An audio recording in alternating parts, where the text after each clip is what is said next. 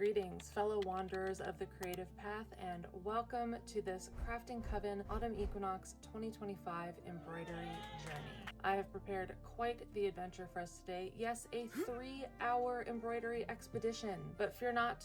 I have marked our trail with chapters, allowing you to rest beside the creative stream whenever your spirit feels the need for respite. Perhaps you've sought a gentle companion for those twilight hours when sleep eludes you. Well, you've discovered a worthy guide. Consider me your crafting professor emeritus, offering the most enchantingly detailed lecture you will ever drift away to. For those who've already joined our crafting coven, this tutorial unlocks the secrets of your Autumn Equinox kit.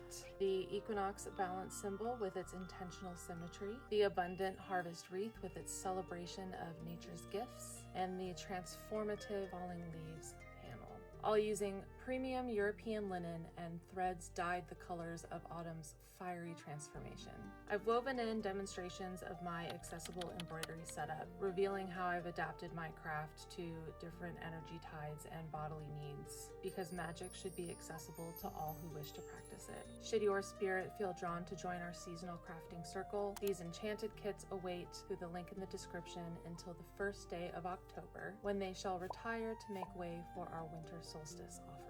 Fear not if you journey forth without a kit. This tutorial was crafted to bestow embroidery wisdom on all who seek to learn. So gather your magical tools, find your most comfortable resting place, and let us honor the sacred balance of the equinox through the meditative ritual of stitching together.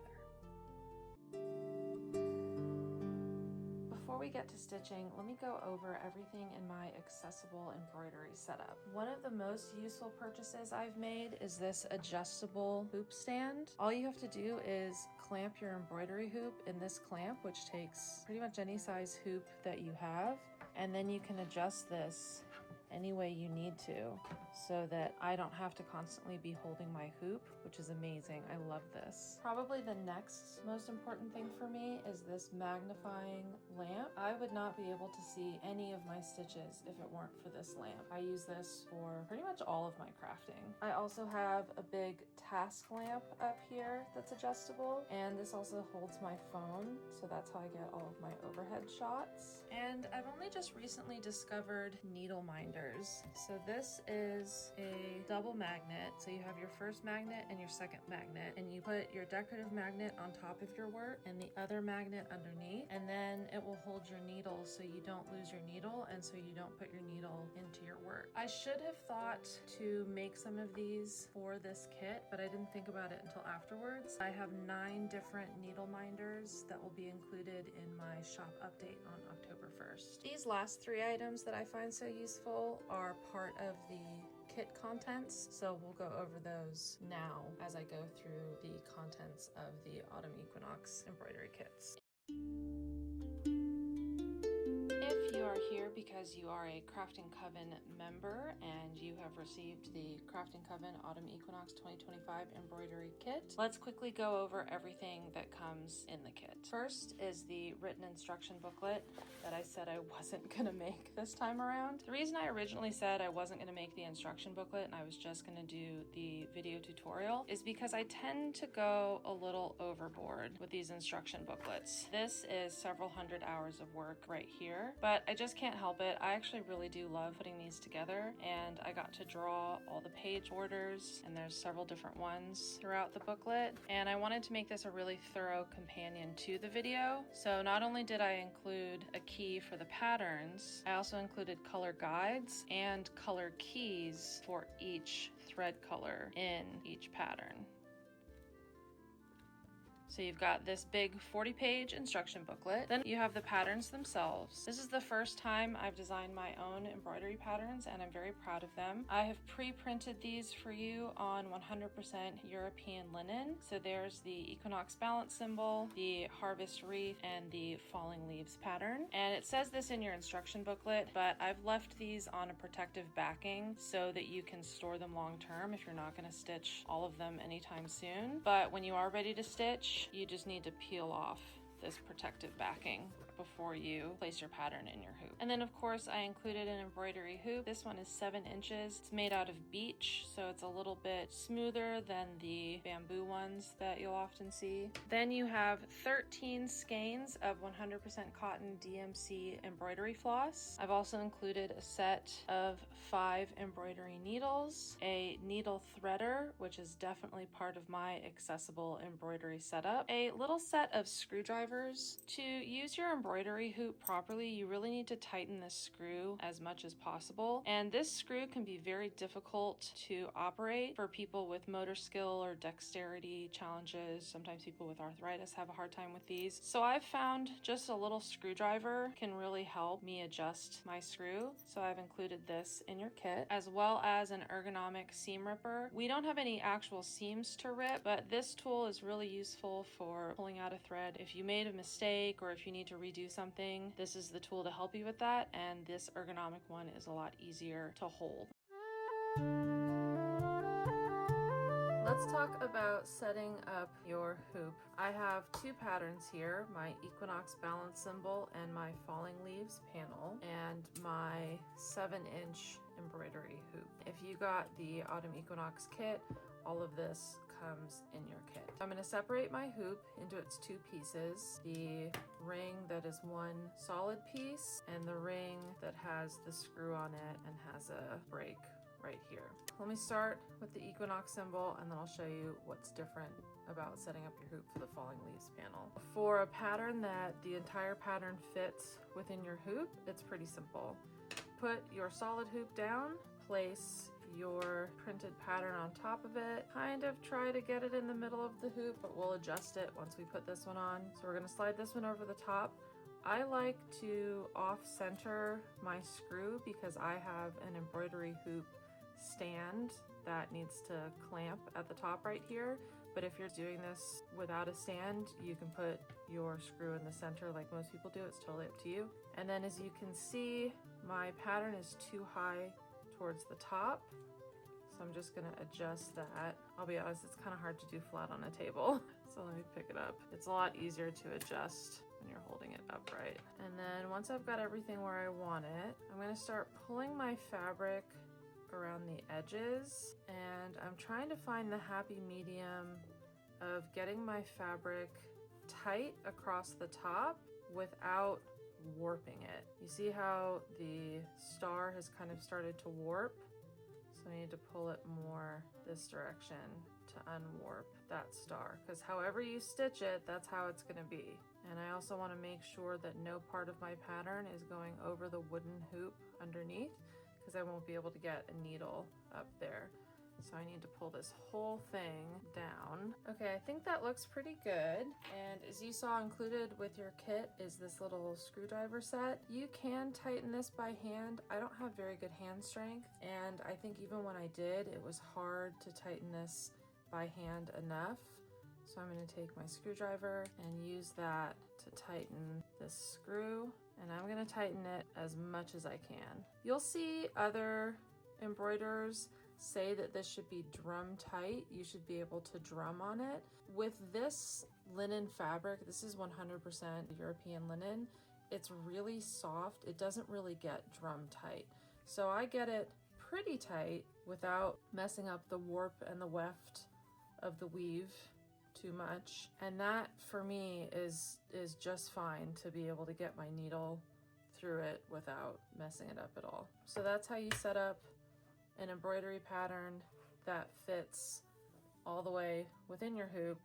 Now let's talk about what to do for an embroidery pattern like this. For an embroidery pattern that's larger than your hoop, you're just going to work on it in sections. So we're going to start by placing our first section within the hoop. And remember, we don't want any section of our pattern over the wooden hoop, so I'm moving that down a little bit. I'm going to place my hoop over the top, but offset to the right so that I can fit this part in my hoop stand. And I'll pull it a little bit around the outside edges, and then I'll take my little screwdriver, tighten the screw a little bit, pull a little bit more. And then once I have that the way I want it, I'll go ahead and stitch everything that is completely inside the hoop So all of these leaves up here, this acorn, these berries, but not this leaf because it's going past the hoop edge. That line is probably okay to stitch, and not this leaf down here.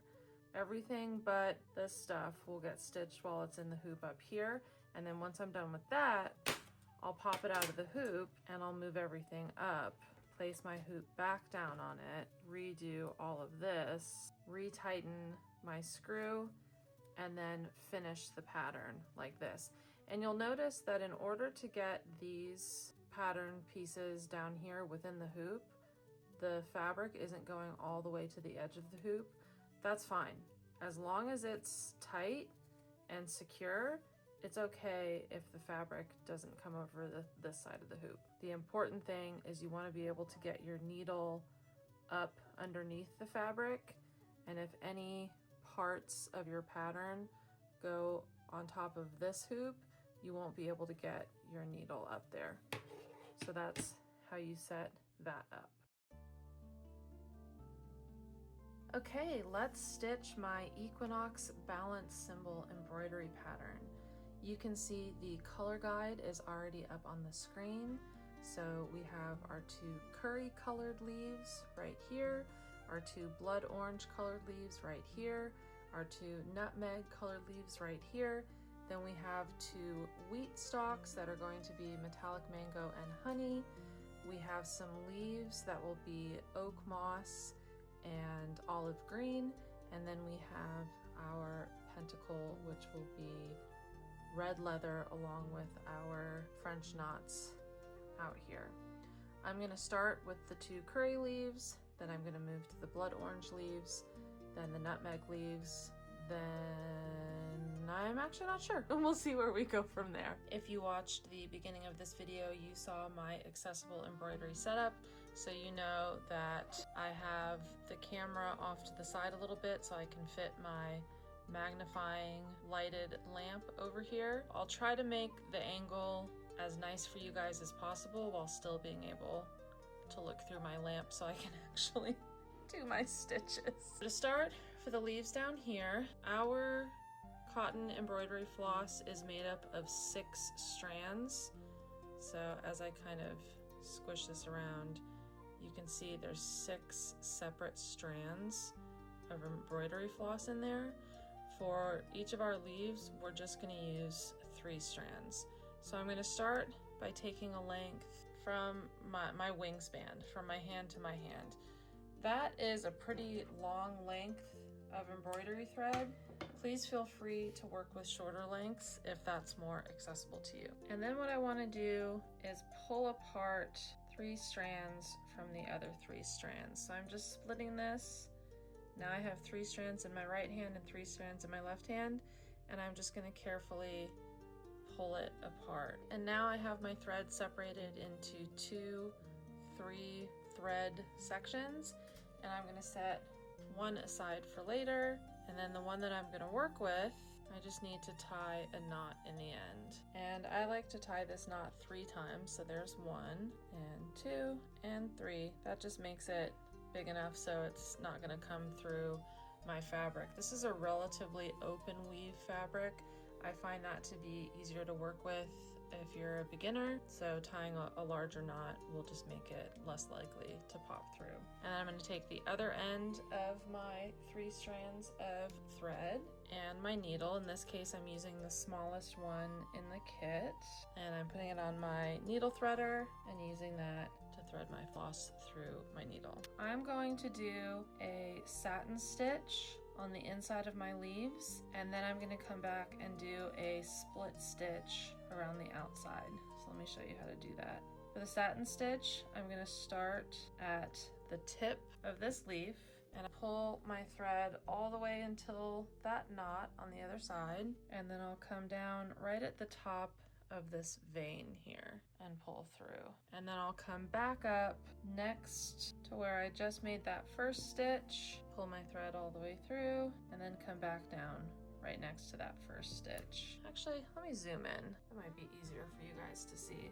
I put just a tiny bit more space between the stitches up here than down here because I'm trying to sort of curve my stitches around. I want to sort of follow the angle of this vein right here. So you'll see me as I stitch, I might stitch one down here to maintain my angle, and then I'll fill in the space in between that. So let me show you that right now. If I wanted to make sure I'm getting the right angle, maybe I'll come all the way down here and try to kind of mimic the angle of this vein. And now that I have the angle the way I want it, I can fill in next to that and work my way back up to the top. And I'm not pulling super tight. You know, you want there to be enough tension on these stitches that they lay flat, but not so much tension that you're making big holes in your fabric, if that makes sense. So I'll come up again next to this stitch. And again, I'm kind of starting to angle it a little bit more towards these first two stitches. And then I think I can fit one more in, and I'll just wiggle it in there in between these two.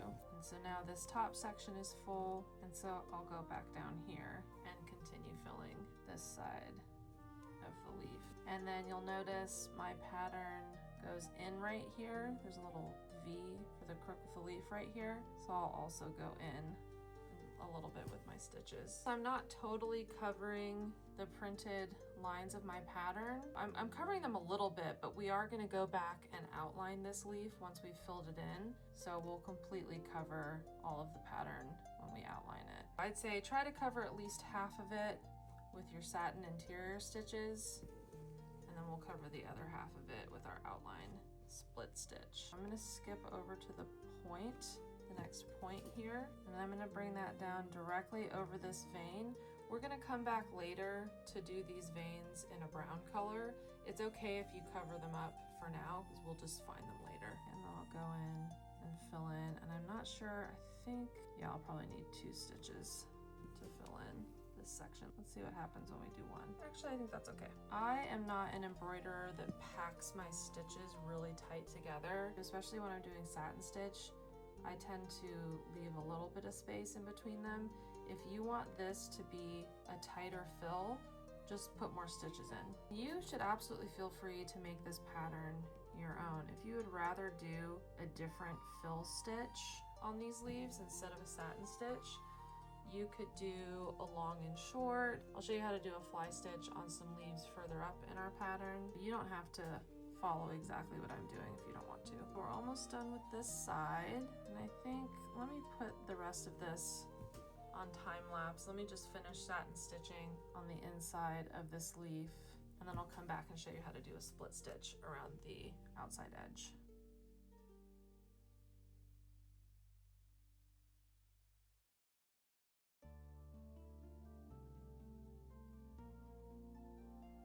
As I'm putting in these last couple of satin stitches, I want to mention that you can see my left hand in the frame because I always have my left hand, I'm right-handed, and I always have my left hand underneath the pattern, feeling the back of whatever I'm stitching to make sure I'm not getting a knot in the back that's causing my thread to bunch up on the back of my pattern. That's what works for me anyways. I don't know if all embroiderers do that, but I do it because it helps me keep everything clean, and I like to have a tidy backside to my embroidery. I will show you the backside when we're all done. Now we've done our satin stitch and we've filled in our leaf. Now I just want to come around the outside edge to give it a bit of a crisper edge. I like to do that with a split stitch. You could do it with just a back stitch, which I'll show you how to do a back stitch. Well, let me show you both, actually. So here, I'll show you how to do a back stitch, and then I'll pull it out and I'll do the split stitch. So to do a back stitch, we're gonna start with our first stitch going forward, and then we're gonna skip ahead, and you wanna try to keep these stitches the same length. So approximately the same length that we made our first one. We're gonna skip ahead and then go back down through the same hole as our last stitch, and that's a back stitch, and then we'll come up again about the same stitch length and then go back down through the same hole. So that's the back stitch. You can absolutely use that to outline your leaves if you want, or the one I like to do on these patterns. Let me just pull these out. And actually, I'm using my needle, but I did include an ergonomic seam ripper in your kit. That's also what this is for. You want to be careful not to get all the way down to the cutting part of the seam ripper, but just using this sort of needle part at the end. That's how you can reach under and pull your thread out if you need to go back and redo something. Now I just need to rethread my needle. To do a split stitch, I'm gonna start it the exact same way. I'm gonna do a stitch, and then I'm gonna come up 1/3 to 1/2 of the way back. And because I only have 3 strands to work with, I can't come up right in the middle. I have to choose to put one strand on the inside or the outside. I'm gonna put one strand on the inside so that my outside edge has more definition. And I'm gonna pull that up, and we've just split that stitch. So that's why it's called a split stitch. Then I'll go down again. And again, you're trying to keep your stitch lengths even if you can. So I'm trying to make this second stitch approximately the same total length as my first stitch. And I also want to give myself room to come back up 1/3 of the way or halfway. Most people do halfway. When I'm doing leaves like this, sometimes I have to do 1/3 of the way, and this is a perfect example. To get this point here, I know that I have to go a little bit past the point, so I have room to come back and split the stitch. So I might put the stitch in here, but if I come all the way halfway back, then that's gonna create a stitch line here, and that's not the line I want. I want the line up here. So I'm only gonna come back, maybe 1 thread of my fabric to split it, so that then I can come in here, and again, I'll go like 1 extra thread beyond where the pattern line is, come down there, and then I'll split that just barely 1/3 of the way up that stitch so that I can do the same. And technically my first stitch was only about this long, like to there, but I'm gonna go ahead and make this 1 stitch instead of 2 stitches. So again, when I'm going around the leaves, I'm kind of breaking some of the standard split stitch rules. I like the way the split stitch looks as an outline for my leaves, but it doesn't make sense to split it in the middle in this situation. I hope that explanation makes sense. Let me know in the comments if you need any further clarification. I am happy to provide further clarification. If you don't want to use a split stitch around the outside of these leaves, use something else. This one I do feel like I have enough room to do 2 stitches. So there's my first one. I'll come back about 1/3 of the way, put 2 threads on the outside, 1 thread on the inside, and then I'll come just past my point, and then I'll come back and then go down here. Coming back up about 1/3 of the way down, trying to put about 2 threads on the outside and 1 thread on the inside. Sometimes, like I just did, I came up in the middle of one of the threads. I'm not too worried about that. If you are, just take your needle out and do it again. And then I'm gonna come overshoot this just a little bit into this inside corner. And you see how that stitch just pulled a little too far in? And not only is it too far in, but you can kind of see my printed pattern lines. That's another reason I like the split stitch, because I can just come up where I was gonna come up anyways, split the stitch, and that will also help pull it over to sit where I want it to sit. Again, here I'm gonna overshoot the point and come back about 1/3 of the way and split it. And again, this is sitting too far this direction, but all I need to do is come back up 1/3 to 1/2 the way. I'm using my thumb to push the floss over on top of my needle to split that stitch. And you can also use your finger and your fingernail to kind of push it over where you want it. So we're almost done with this one. I'm gonna overshoot that point a little bit and come back up 1/3 of the way down and overshoot this point. Split that about 1/3 of the way down. That stitch maybe wasn't as long as it should have been, but that's okay. Don't feel the need to redo it. And usually when I get to a bit of a straight, longer line like this, I might split more towards the middle than a third. So my last stitch, I'm putting just before where I want to end it. So I want to end it right there, but I'm going to put it here and I'll show you why. That's so we can split this last stitch and have it actually look like a split stitch, but then our final stitch is just super short just to anchor it. So we maintain that split stitch appearance all the way around the leaf. And that's how I'm handling all of the oak and maple shaped leaves on my Autumn Equinox embroidery patterns. We're gonna do, zoom me back out, we're gonna do a different stitch on these leaves here. We're gonna do a fly stitch for these. These leaves on the side are just gonna be a satin stitch with an outline like these. Okay, I'm gonna do this other leaf on a time lapse, and then I'm gonna switch colors and show you the blood orange layer leaves on a time lapse. Again, it's gonna be exactly the same way as I did this leaf. And then I'm gonna do the same for these nutmeg leaves. And then I'll do these little leaves right here in another color. I think that one's called oak moss. And then I'll come back to show you how to fly stitch the olive green leaves in the middle. Oh, real quick, there's actually quite a few ways that I could stop a color here and jump over to restart the color over here. One way is I can tie a knot in the back of my fabric and cut my thread off and then tie a new knot and start again over here.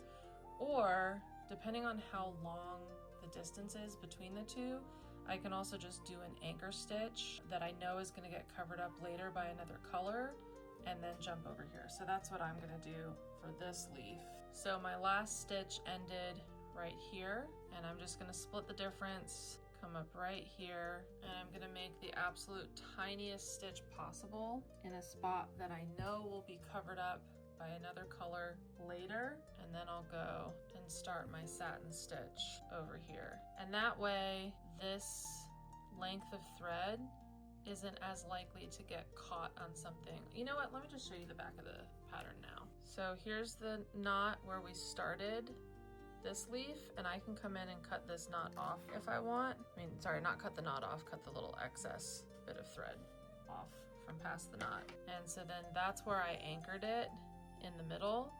Instead of running all the way over here, that just makes it a little less, I probably should have anchored it one more time right here, but that just makes it a little less likely to catch when I'm stitching other things or whatever I choose to do with this pattern afterwards. If I'm going to display it in this hoop and sew all this up behind it to make it tidy, or if I'm going to make this a patch and sew it onto a garment or a pillow or something, this just makes it a little tidier. Again, your other option is to tie a knot in the thread here, cut it off, tie a new knot, and just start again over on this leaf. So both ways work just fine. Okay, let's continue.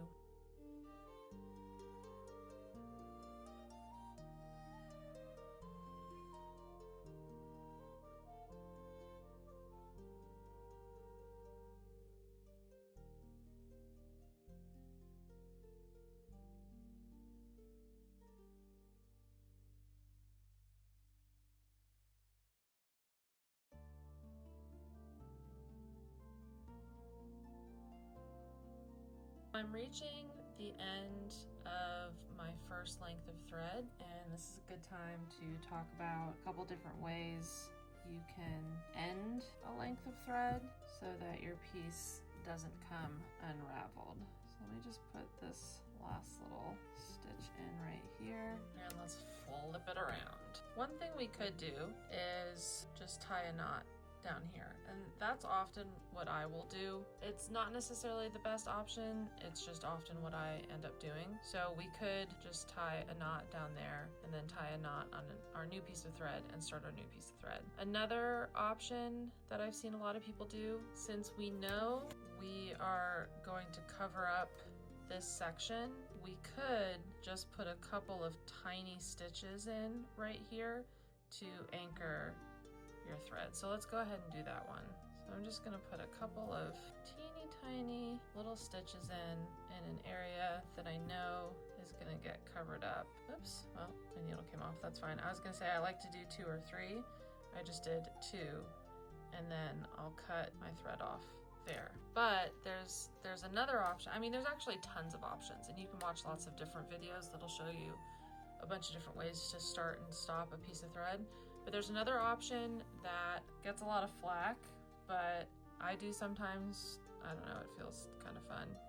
So let's say, let me take out these two teeny tiny stitches. So another option is to just literally tie a knot in your existing piece of thread with your new piece of thread, and then just to keep going.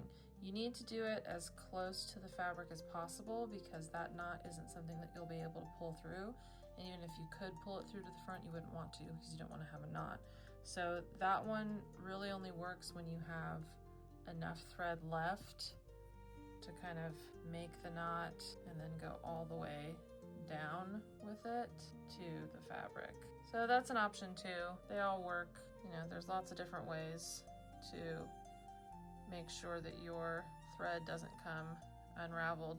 But the thing that you don't want to do is to just leave this, or to just snip it off right there and call it a day, because that will start to unravel over time. And you know, you spent all this time stitching this piece, you want it to last for a long time. So those are a couple of different options. Like I said, I will often just tie a knot down all the way at the base of my fabric, and then just start a new piece with a new knot.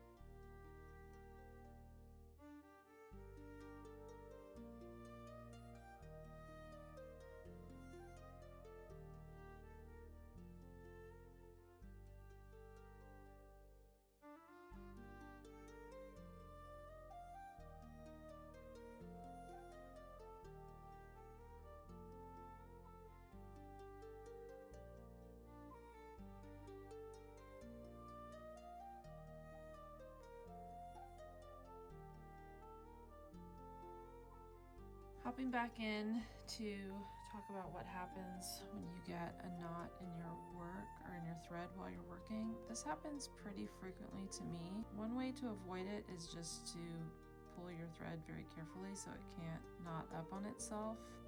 But when it does happen, I will often use my needle and maybe also my seam ripper to carefully tease the knot apart. And as you're doing that, you want to be careful to not pull the knot too tight. There we go. See how that came out? Because if you pull the knot too tight, then you won't be able to get it undone.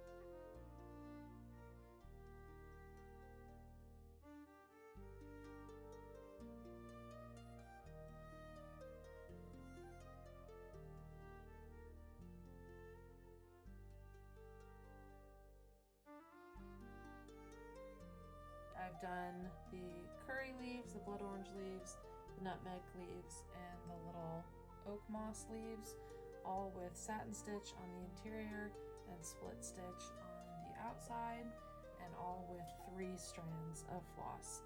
Now I'm going to show you guys how to do a fly stitch for these 5 leaves in the middle using the 470 olive green color. And for this one, we're going to use a full 6 strands. So off camera, I'm just getting a length of thread that's almost my wingspan, probably one outstretched arm to my next shoulder. And then, like I said, I'm going to use all 6 strands for this one.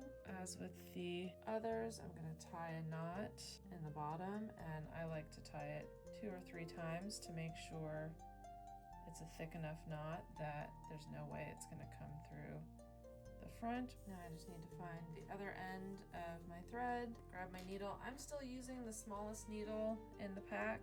I'll be honest, I pretty much only use this needle. I know that there are reasons and times to use other ones, but I'm not advanced enough of an embroiderer to have gotten to that point. I'm going to start with this top one, and just like we did with the satin stitch, I'm going to come through the bottom at the point of my leaf, and then I'm going to put a stitch down about 1/4 of the way down my leaf, and then I'm going to come up on the left side of that first stitch, and then I'm going to go down on the right side of that stitch, and now I have this loop down here. Before I pull that loop all the way through, let me zoom in even more. Hopefully that's clear enough to see. Before I pull this loop all the way through, I'm going to come up through the same hole as the base of my previous stitch, and then I can pull everything not too tight. You want enough tension that these sit flush, but not so tight that you create big holes in your fabric. And then I just need to put that back down on the other side of the thread to anchor it. And then I'm going to do the exact same thing. I'm going to come up on the left side. Oops, I can feel I got a knot in the back. Oh, came out pretty easy. And again, I'm always feeling the back of my fabric to make sure I'm not getting knots or extra thread back there. All right, so I've come up on the left side. I'm going to go down on the right side, and I'm going to come up through the bottom of my previous center stitch, pull everything not too tight, and then anchor that stitch. Oops. See, it is really easy to get this thread knotted up. You have to pull through really slowly. Okay, coming up on the left, going down on the right, coming up in the middle, pulling tight-ish, and then anchoring. You see how that pattern is starting to emerge? I love this stitch. This is one of my favorite stitches. You could also do a fishbone stitch. A lot of people use fishbone stitches for leaves. Oh my gosh, what did I just do? That's okay. Just take it out and then rethread your needle. Embroidery is very forgiving in that way. You can always take out a couple stitches if you need to. Anyways, if you'd rather do a fishbone stitch on these leaves, please feel free. If you already know how to do it, go right ahead. If you don't know how to do it, there are great tutorials here on YouTube. I just have a couple more stitches for this leaf. I think probably just one more. I could have done these two a little bit closer together, but I think it's okay. But I will do one more because, should I do an outline for these? Yeah, I'll outline them. Here, let's do one more. Coming up on the left, going down on the right, coming up through the center, pulling tight, and then anchoring. And then real quick, a split stitch around the leaf just to give it a good perimeter. Doing a split stitch with 6 threads is kind of nice because you can have 3 threads on either side. It's nice and tidy, which is always fun. There is that first leaf done. I'll turn it more towards you. And now I'm just gonna do the other 4 leaves the exact same way. And then I think I'll be finished for the night, and I'll come back tomorrow to finish this one.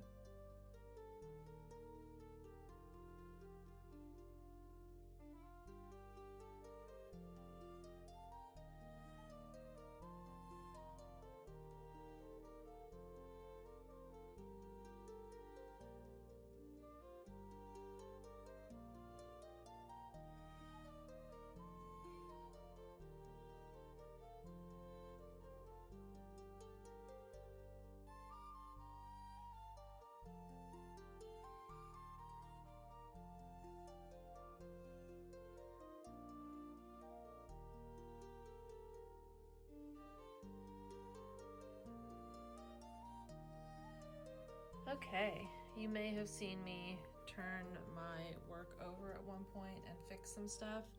I hate it when this happens. I had only cut enough thread to get these 4 leaves done, and I needed to cut more thread for this last leaf, but I didn't tie off this thread before I started this one. So unfortunately on the back, it all got stuck and I had to take this whole leaf out, tie that knot, and then redo it. But this is what the back is looking like right now. This is definitely a much tidier way to do things. I don't always do this where I tie a knot to start and stop each thread so that everything's this tidy on the back, but I don't know, maybe I'll start because it's kind of nice. Anyways, I don't normally do this much in one sitting, but I'll be honest, I'm kind of in crunch time now. I need to get this video done. So tomorrow I will come back and do the wheat stalks, the pentacle, the berries, and then all of the stick part, the stem part, and then we'll be done and we can move on to another pattern. Okay, see you tomorrow. It is the next evening, and I think tonight I'll start with the 3821 metallic mango layer. That's just the inside of the wheat stalks and the little lines on the outside of the wheat stalks. So I'll do a satin stitch in the middle and I'll do a back stitch on these. And then I'll come in with 729, the color Honey, and you'll see that's just the stalk itself and these outside lines right here on both sides. And then I'll come in and I'll do the brown. This is color 975. It's called Weasel. We'll do that for these stems and the veins in the leaves. And then lastly, I'll come in with color 3777, which is called Red Leather, and we'll do the pentacle and these circles down here. Okay, let's get started. I've split my thread into 3 strands. I've tied a knot on one end. I've threaded it through my needle. I have my magnifying lamp over here so I can see my stitches. And for the inside of these pieces of wheat, we're just gonna do a satin stitch, just like we've done with all of our oak leaves. But for these lines, we're gonna do a back stitch. So let me show you real quick how to do that back stitch. I'm gonna come up at the end and I'll make my first stitch going down, and then I'm gonna come up about the same stitch length as I made this first one, and then I'm gonna stitch backwards, and that's what makes it a back stitch. And then I'll come up again about the same length. You wanna try to make your stitches all the same length. If possible, it looks a little neater. And then we're gonna go back and we're going using the same hole as our previous stitch to make these lines. And that's how you do a back stitch. I'm gonna go ahead and turn on the time lapse to do the rest of this one, and then I'll come back.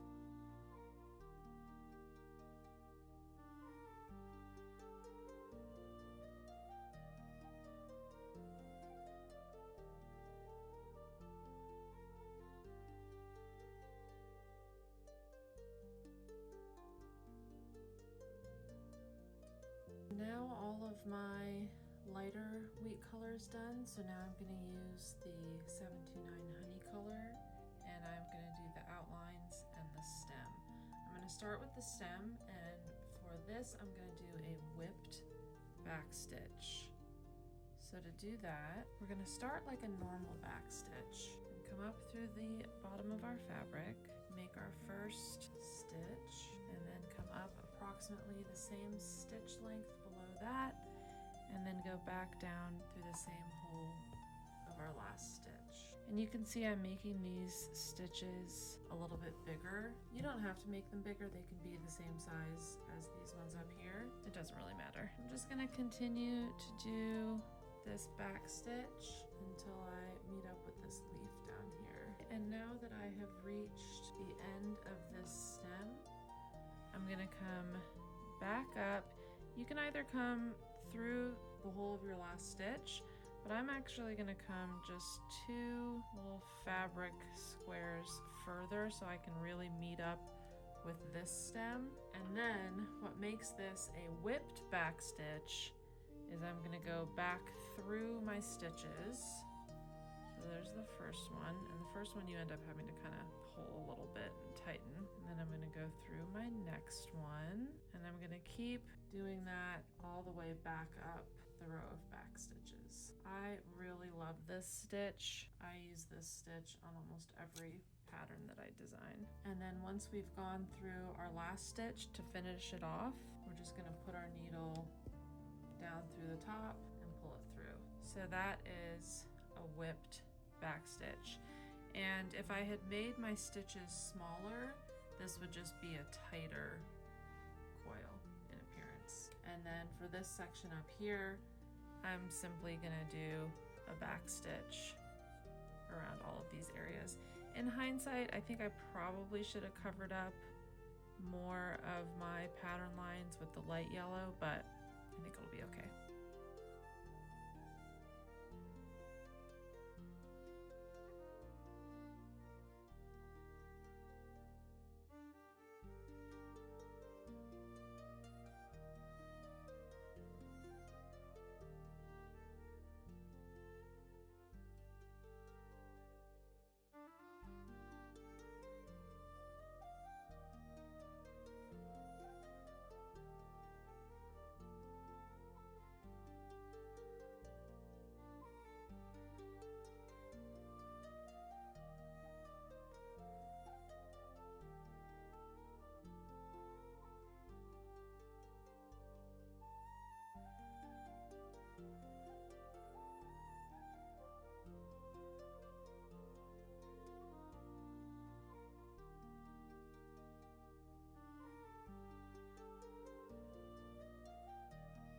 Okay, there are the finished wheat stalks. If you are following along and doing these same patterns because you bought the Autumn Equinox embroidery kit, definitely go a little bit further than I did with the light yellow. I did have a bit of trouble covering up all of my printed pattern lines. It looks okay when all is said and done. I'm still really happy with the outcome, but yeah, just cover up a little bit more of the brown pattern lines with the light yellow. It'll just make the dark yellow easier. Now I am going to go in with 975, the weasel color, and do all of the stems and the veins and the leaves. I'm gonna do the stems with the same whipped back stitch that you just saw me doing on the wheat stalks, and then the leaves I'm gonna do, I can't remember what it's called. I'm calling it an anchored straight stitch, but I don't know if that's the right term.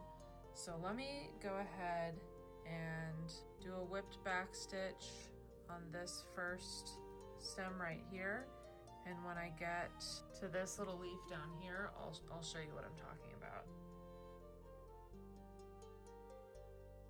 This middle pattern line is pretty thick, so I'm gonna do a double whipped back stitch. I'll do a back stitch here, and then right next to it, I'll do another back stitch, and then I'll show you when I come up with my whipping, I'll go through both.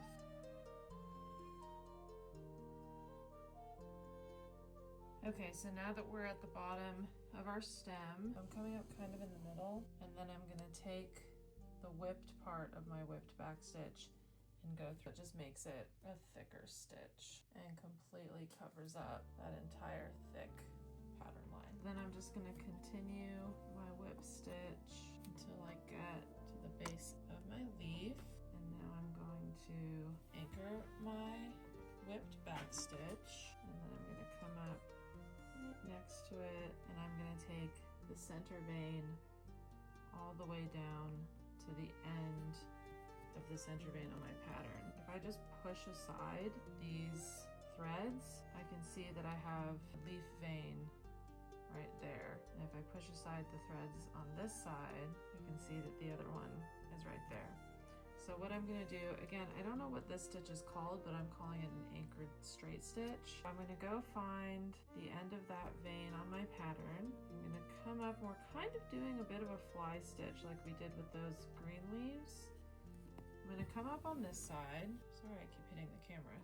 It's in a weird angle. And then I'm gonna find my other vein pattern. So I'll go down on this side. And then now I have my loop. Before I pull my loop all the way through, because I want it to be kind of a V, I'm gonna come back up basically in the middle, pull that up, and now I can pull my thread kind of taut. You see how that's starting to make a V? And then I'm gonna come in and go right next to where I came up.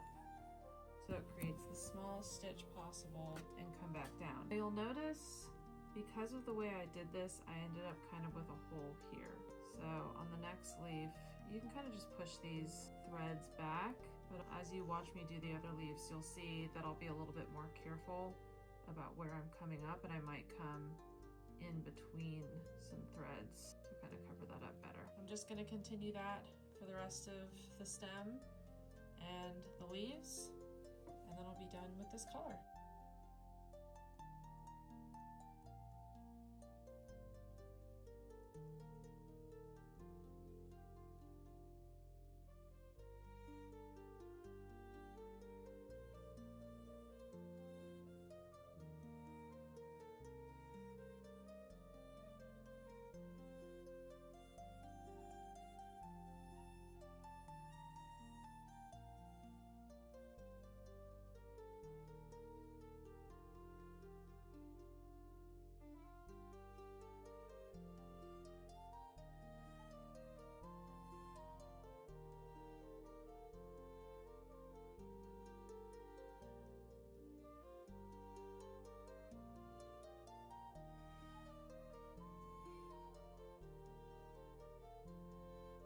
You may have noticed I just did a plain back stitch here because this leaf vein doesn't have any V's that I can use as anchor stitches. You can do just plain back stitches for all of these veins if you want, even if they have V's coming off of them.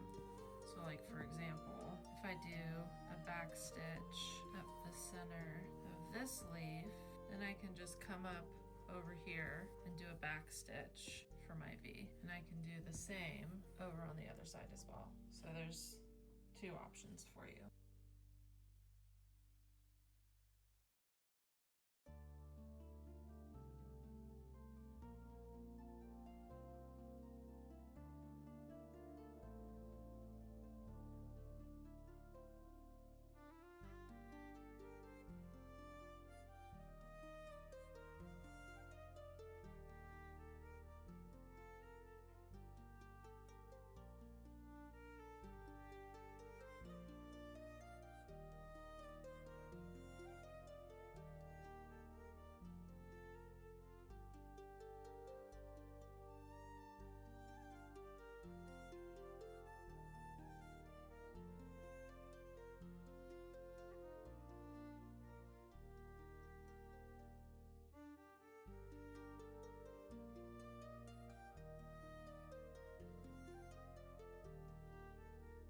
Okay, we are on our last color, which is 3777 red leather. I don't know if I mentioned for the brown that I was just using, I was using a full 6 strands. I'm also using a full 6 strands for this one. And for this one, all I'm gonna do is a whipped back stitch following these lines.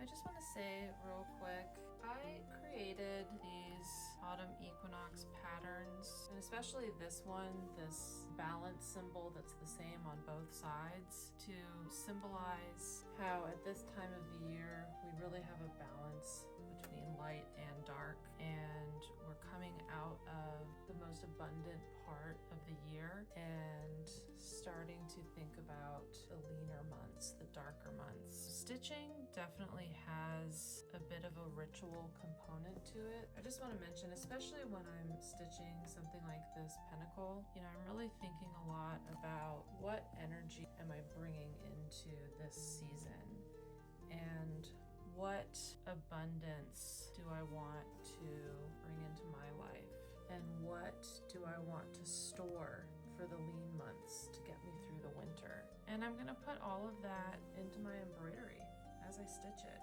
because where there is ritual, there can be spell casting.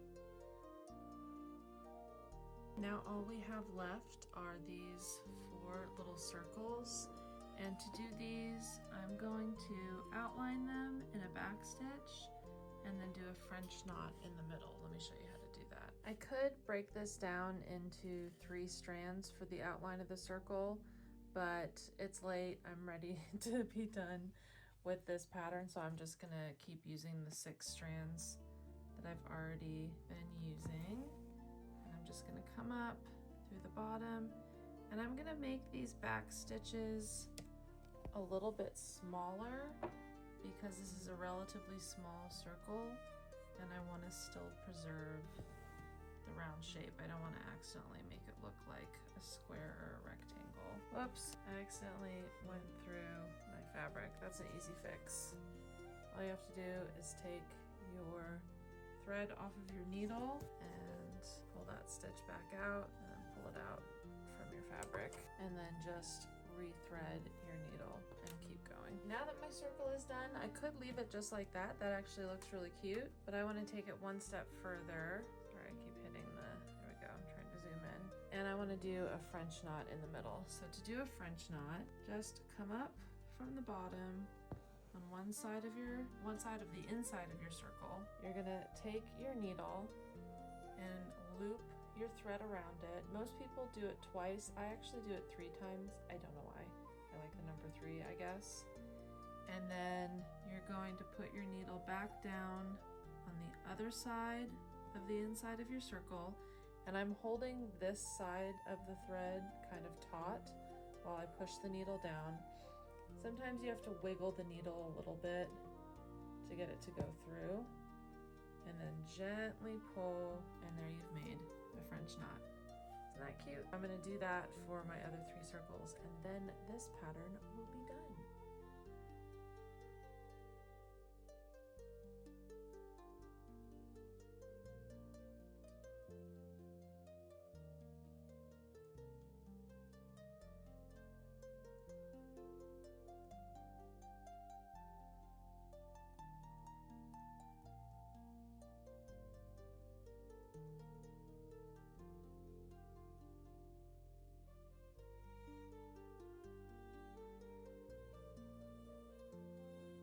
And that is the finished Equinox Balance Symbol embroidery pattern. What do you guys think?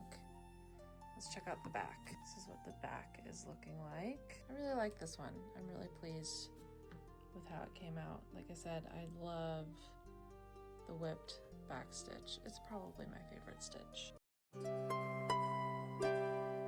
Let's stitch up this Harvest Wreath embroidery pattern, and you'll see I have my printed fabric placed in my hoop.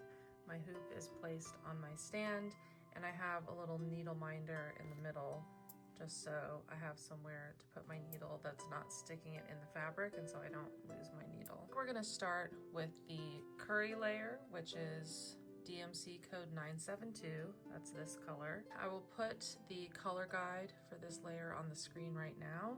You can see that we just need to do this little leaf right here, this guy, this little leaf down here, and these two leaves across from each other. If you're working through the Autumn Equinox Crafting Coven kit with me, you'll see in the instructions it says to satin stitch, filling the leaf, following the direction of the veins like this, and then we're going to do a split stitch all the way around. And that satin stitch is to be worked with only 3 strands of floss. I've cut my strand the length from my fingertips to my shoulder. A lot of people like to work with half as much, so just fingertips to elbow. Whatever works best for you. I tend to switch it up.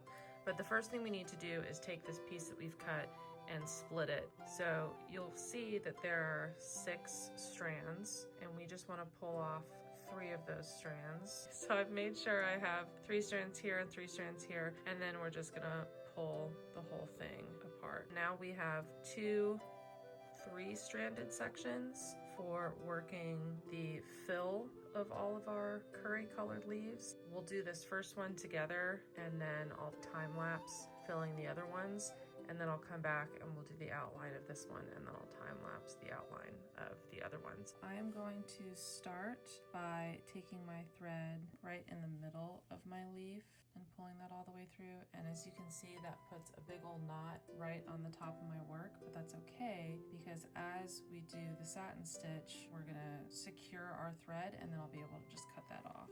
First, I'm gonna put in 2 more anchor stitches just to further secure the thread here, and also that's helping me kind of work my way up to where I want to start, which is at this point up here. I am a very slow embroiderer. Now I'm at the top of my work, so I'm going to start by placing a stitch right at the top here and connecting to the vein line. We are going to come back after we've done all of our fill stitches and our outline stitch in this curry color.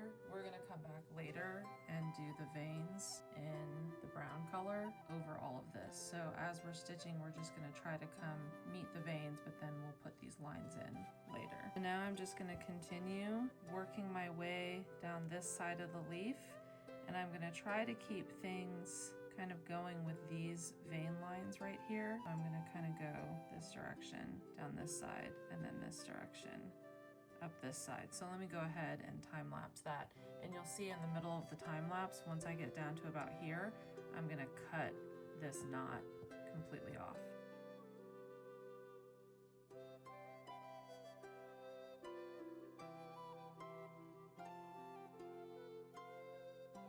I'm running low on my thread, so I want to show you how I end a thread and start a new thread. There's a couple ways you can do this. I'm going to do kind of a similar thing to what I did when I started, and when I get to about here, when I have like a needle's worth of thread left, I'm just going to put a couple of anchoring stitches, and then I'm going to cut off the end, and then I'll start a new piece in the same way with a couple of anchor stitches that then I'm just going to cover up. I think it's worth mentioning here, I'm really not super skilled at embroidery. Honestly, if I can do this, you can probably do it too. I think that's probably good. I'm just going to do a little stitch there and a little stitch here. Whoops. Okay, I just did something that is very common, but you have to be careful of. I caught the edge of my pattern underneath the hoop. That's a real easy fix. I'm just gonna pull my needle off, take my seam rippers, and I'm not actually gonna cut anything. I'm just gonna use the seam rippers to kind of tease this out. It's funny that this happened at the end. We're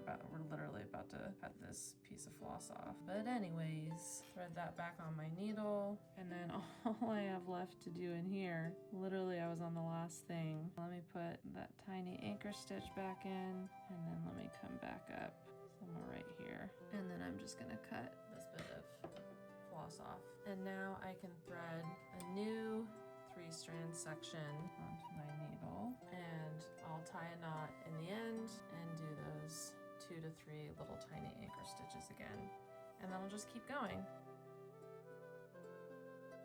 Right now on the other side of my hoop, my thread comes out right there on the other side. So to walk it all the way over this leaf would be a long way to go. So since we know we're going to put brown over this line in the middle, I'm going to use that line, and I'm going to use this line that I know I'm going to go over. I'm going to come up right here and just put in a little stitch, and then I'm going to go probably down about here and just put in a little stitch, and then I can make it over to the bottom of this leaf to continue, because that way it'll keep things a little bit tidier on the back of our embroidery, and it'll also avoid having long stretches of thread that can get snagged on things. I'm gonna keep going, and I'm gonna time lapse the rest of the fill for these leaves.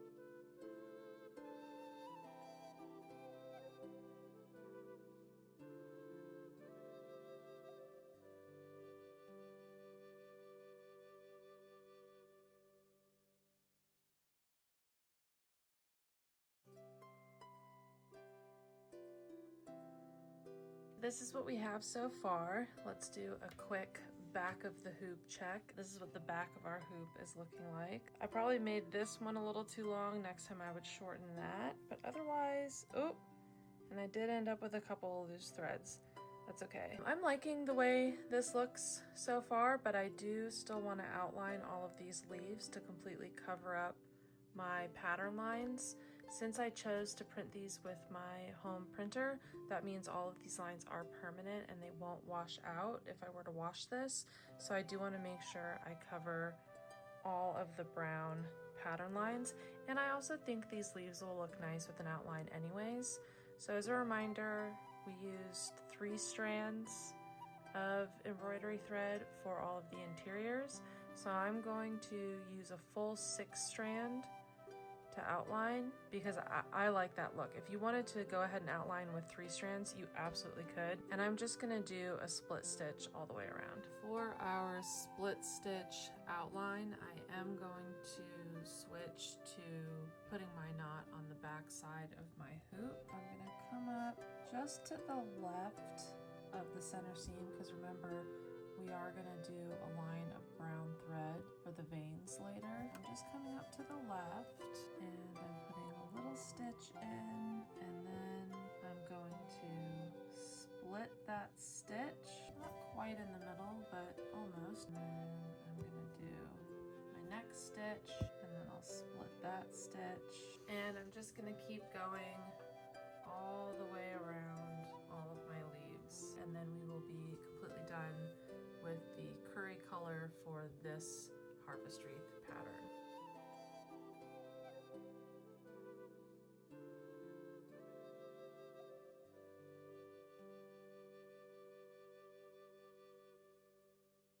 Okay, so that's where I'm going to end things for tonight.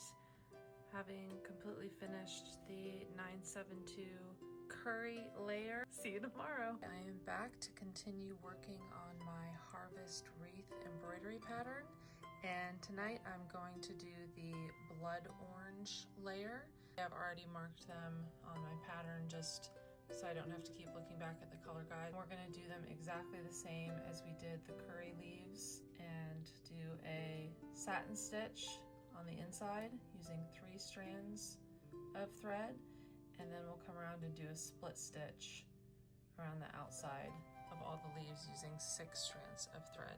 Since I went over that just a second ago as you're watching this, I'm not going to go back over those stitches again. I'm just going to go ahead and work on all of these leaves in the blood orange color on time lapse.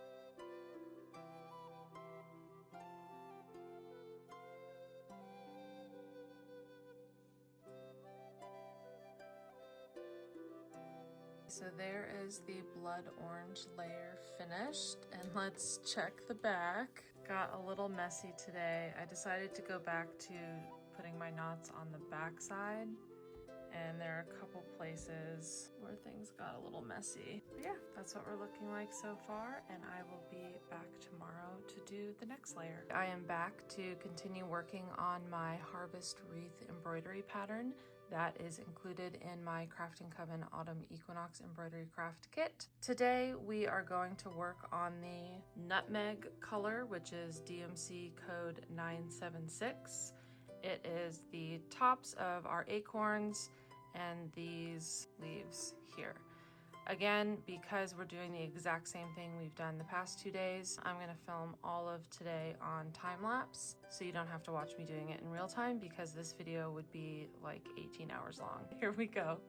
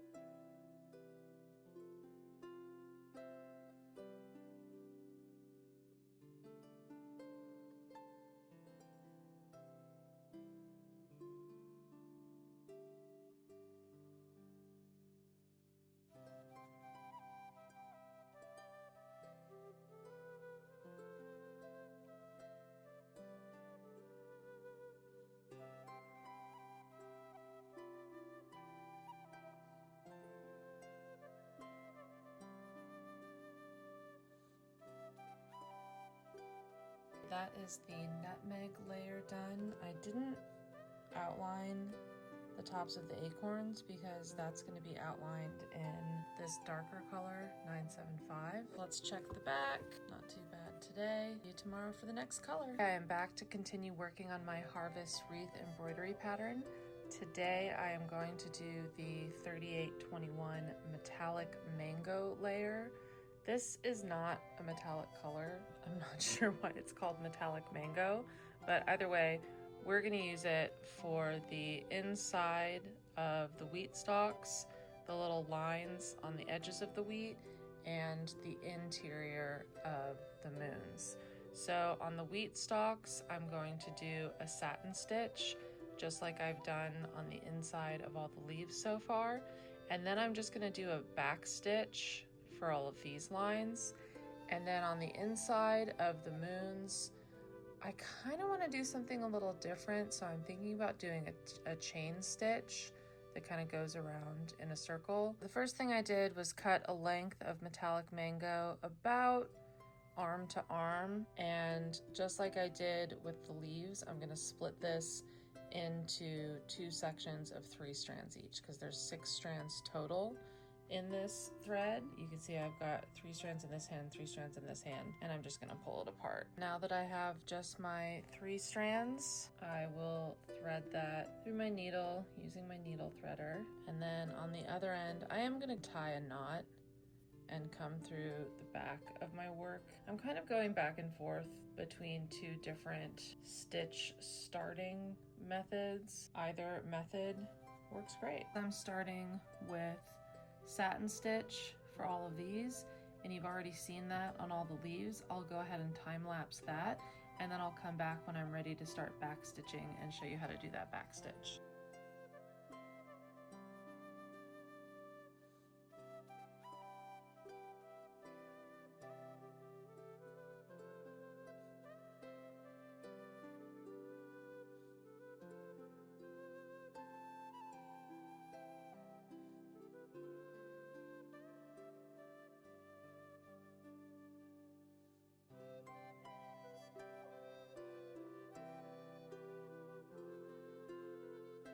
I made a mistake here, so I wanted to pop in and show you how to fix it.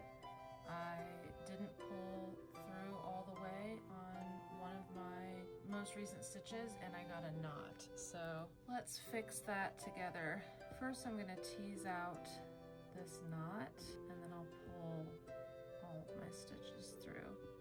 I kind of got sidetracked. I'm watching a movie over here to the side while I'm working on this, and I was paying more attention to the movie than to stitching and didn't realize, usually while I'm doing embroidery, I'll be kind of feeling the back to make sure I don't have any excess threads, and I wasn't doing that for the last little while.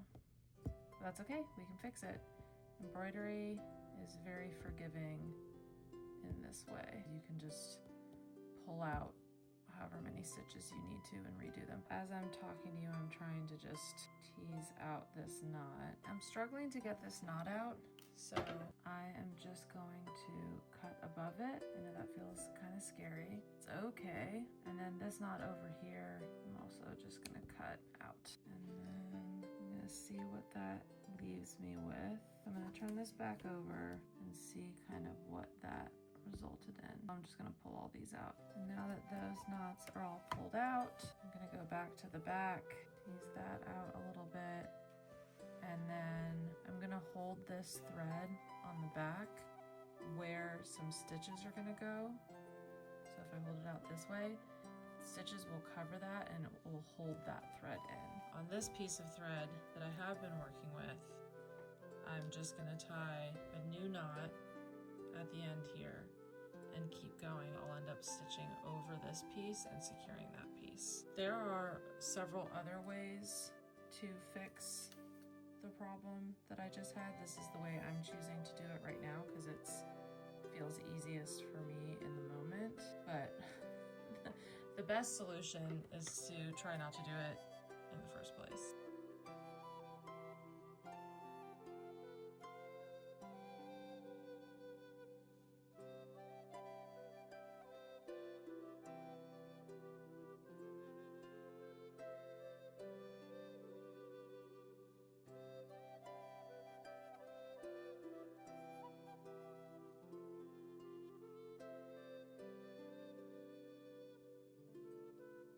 think this is a good place to show y'all how to do a back stitch. I'm going to start with this line, and I'm going to do this in a way that covers all of the brown printed pattern lines. I'm coming up at the end of this little line, and I'm going to do a little stitch going backwards, and then I'm going to come up a little ways down, and I'm going to stitch back through the same hole of my previous stitch, and then I'll come up here, and then I'll stitch back into the same hole of my previous stitch. And you do want to try to make these stitches even in length. You might be able to see that my first one is a little longer, my next one was a little shorter, and my last one was the shortest. So as I do the rest of these, I will try to even that out a little bit more. I'm coming up at the end of my little line, going about a third of the way, and then going down about another third, stitching back through the same hole from my previous stitch, and coming down the final third and stitching back through the hole of my previous stitch. Now I'm going to continue with satin stitches inside all of these and back stitches on all of these, and then I'll come back when all of that's done and I'll show you how to do chain stitches for inside the moons. Oh my gosh, you guys, I just accidentally filmed my chain stitch tutorial on time lapse, so let me do it again. I'm not going to take these stitches out, I'm just going to show you what I've been doing to make a chain stitch. So to make a chain stitch, we've come up through the back of our fabric, then we're going to go back down right next to where we came up, and before we pull this loop all the way through, we're going to come back up and through the loop. See how that makes a chain? And we're just going to keep doing that. I'm going back down right next to where I came up, and then before I pull the loop all the way through the back of the fabric, I'm going to come back up and through the loop. Oops, pulled that one a little too tight. It's no problem. If you pull it a little too tight, you just loosen it back up. And I'm going to try to make these all approximately the same size.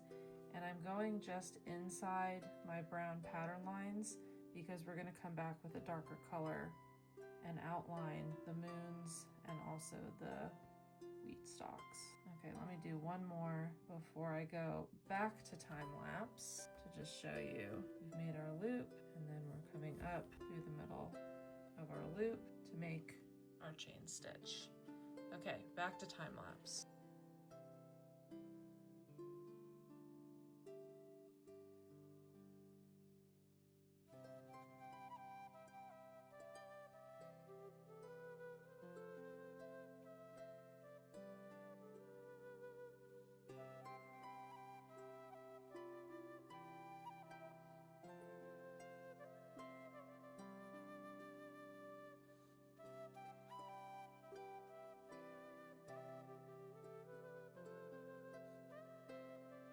So that's how things are looking so far. This is a good time to mention, I did chain stitch in the moons mostly because I was just getting a little sick of satin stitch and I wanted to do something a little different. If you don't like the way this looks, don't use it. Use a satin stitch or a back stitch or a split stitch. However you want to fill in the moons is exactly how you should fill in the moons. And the same with any of this. If you want to use any of the other stitches I'm teaching you or any other stitches that you already know to do any of these components, go for it. Feel free. Okay, so now let's check the back.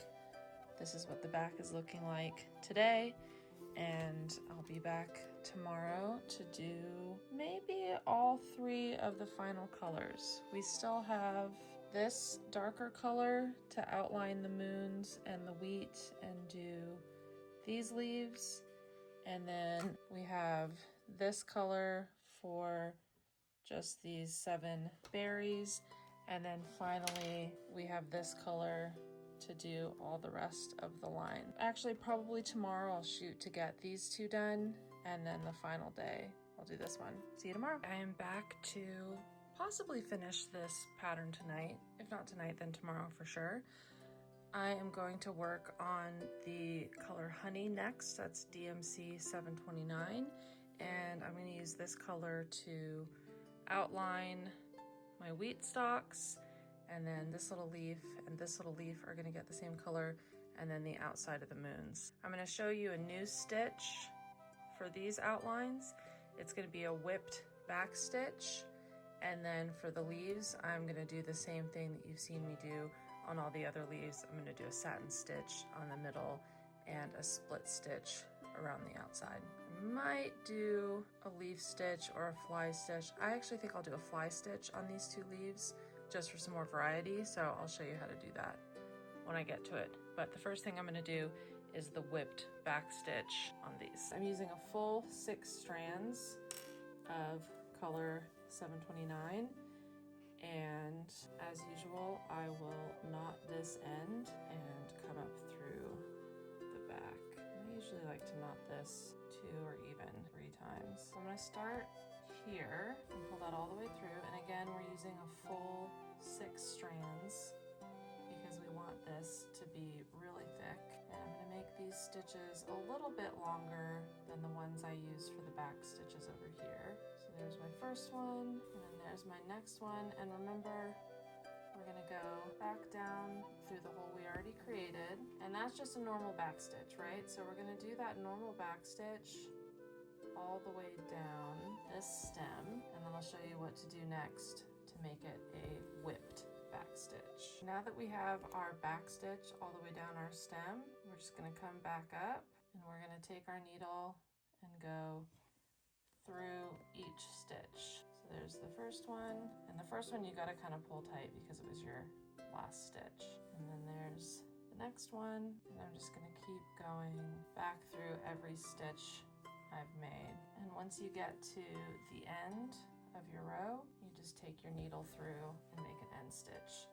So that is the whipped back stitch. I really like the way this looks as a stem. You could of course also do just a stem stitch here. I don't personally care for stem stitches that much, so this is kind of what I tend to go to. And this is the stitch we're going to use for all of the brown color for all of these other stems. So I'm going to go ahead and do that whipped back stitch all the way around all of the wheat stalks, and I'm also going to do it around the moon, and then I will do my satin stitch inside my leaves, my split stitch around the outside, and then I'll come back to show you how to do the fly stitch for these 2 leaves over here.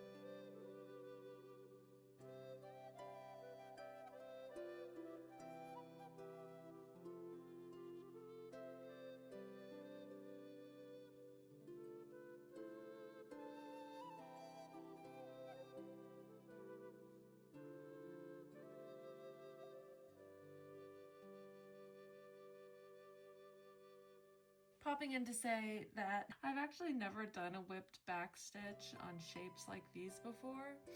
It's really hard. I'm not going to do it on this one. I'm going to keep the whipped back stitch on these larger areas, and I'll go ahead and do it around the moons, but I'm just going to do the split stitch that I was doing on the leaves on this other wheat stalk. Don't do what I did unless you really want to, or you like really like the way this looks. It was kind of a challenge.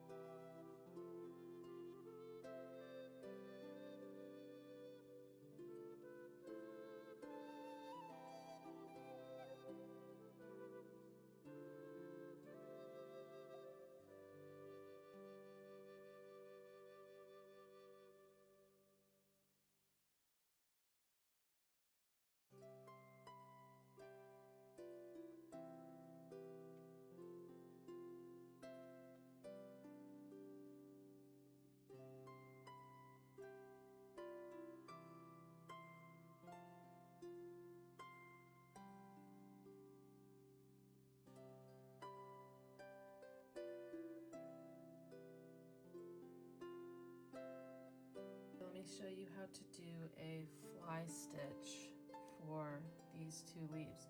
You don't have to do a fly stitch. You can continue with satin stitch and split stitch or whatever, or just back stitch, whatever you want to do. You may have noticed on this little leaf down here, I didn't switch to 6 strands for the split stitch on the outside. I wanted to show you guys that that's an option as well. If you want to do everything with just 3 strands, go for it. You can really make this your own. To start the fly stitch, I'm going to come up at the point of my leaf, and I'm just going to put a stitch that goes straight down on the vein of the leaf. And then I'm going to come over here, up right next to that stitch, and then holding my thread, I'm going to put a stitch on the other side of that first stitch, and then I'm going to come back up through the hole at the bottom of that first stitch, pull my thread tight, and then go back down again. We're just going to keep doing that. Come up on one side, in this case I'm coming up on the left, go down on the other side, in this case it's the right, come up through the bottom of your last middle stitch, and then pull everything not too tight, but just so it kind of sits flush with everything else, and then finish that middle stitch. Okay, let me do one more. Come up on the left, hold your thread, go down on the right. Before pulling all the way through, come up through the bottom of your last center stitch, pull everything not too tight, but just tight enough, and then come back down with your new center stitch. So I'm going to repeat that and finish this leaf and this leaf, and then I'll do this leaf just like I did the other ones with satin stitch and split stitch around the edge. And I forgot to mention, we also need to do the inside of the acorns. Oops, I'm out of frame. The inside of the acorns with this color. So you may have seen me do that on the other side. I'm just going to do satin stitch on the inside of the acorn, and then a split stitch on the outside, and then we will be done with the honey color.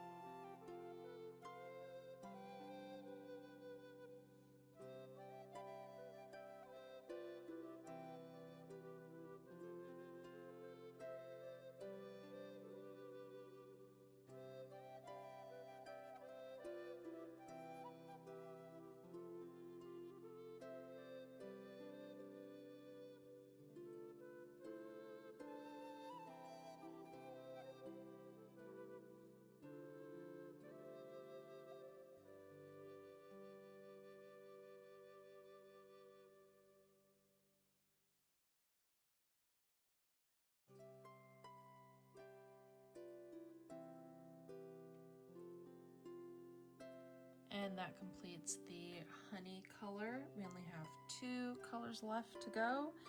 And tonight I am going to continue on with the 3777 red leather color from DMC, because all I need to do with this are these 7 berries. So I'm just going to do that real quick. I'm going to do them in French knots, again to show you another stitch to teach you more stitches. But if you wanted to just do those in satin stitch with a outline or not, totally up to you. You could split your embroidery floss into 3 strands each if you wanted to. I'm going to use all 6 strands for this, and let me zoom in so you can see what I'm doing a little bit better. I'm going to start at the base of this one. I think I'll probably end up doing 4 French knots on each of these. My goal is to cover the brown outlines of my patterns. I'm not going to put a separate outline on these.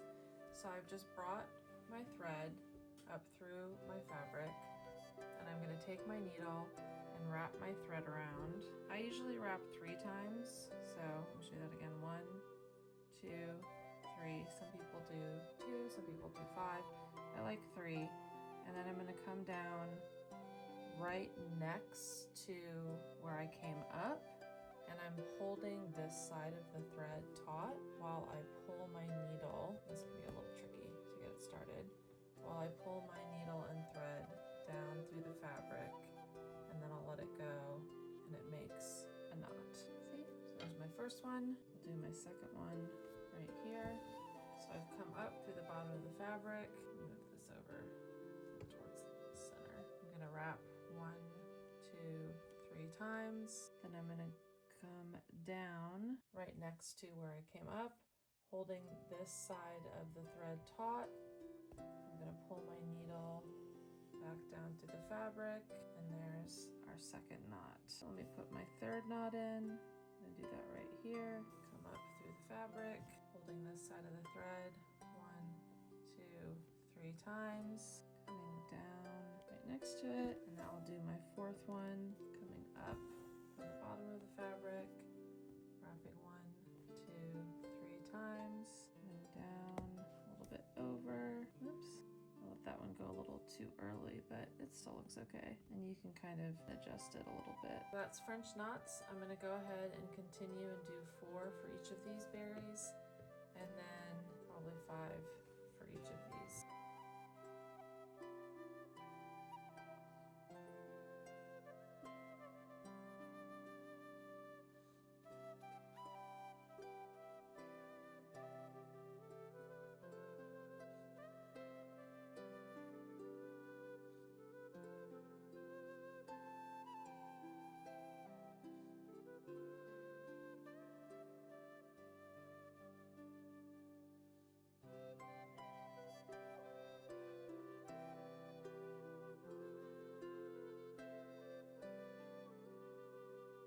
This is what the embroidery pattern is looking like now. We just have 1 color left to do tomorrow, and then we will be completely done. Let's finish up the Harvest Wreath embroidery pattern. All we have left to do is color 975, which is called Weasel.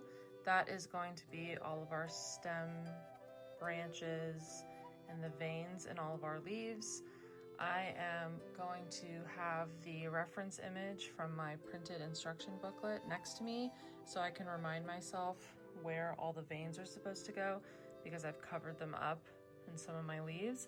But also, it's worth noting, it doesn't really matter. You can put them wherever it feels right to put them. You don't have to follow the pattern exactly if you don't want to. I am going to do all of these sort of main branches in whipped backstitch, and then I'll do all of the veins in the leaves in either just a plain big old straight stitch with an anchor stitch here and there, or in backstitch. I'm going to do all of that on time lapse because I've already shown you how to do the whipped backstitch. The straight stitch is essentially just a satin stitch with an anchor in the middle. When I get to one of those, I'll come back and show you how to do those.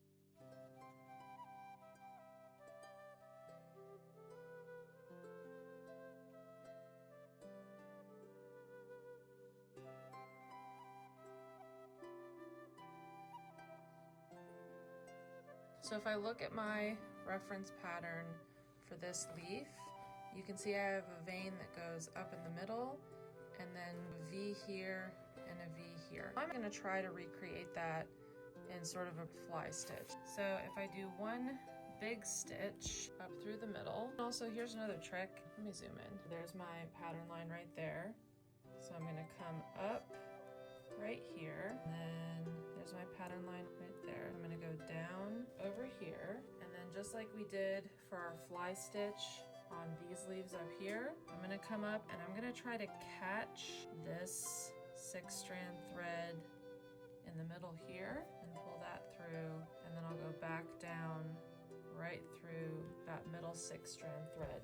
So what this is doing is not only is this creating the V, but it's also anchoring this big long stitch going down the center. I just need to do one more. Let me find my pattern lines. That's right there. I'm gonna come up and let me find my pattern line on this side. It's right there. So I'll go down there. I can move the center stitch as well and find where my pattern line meets. So I know exactly where I need to come up, pull it tight, and then anchor that. And that's a relatively quick and easy way to get the veins in your leaves. And so I think I'll do that going forward for the rest of my leaves.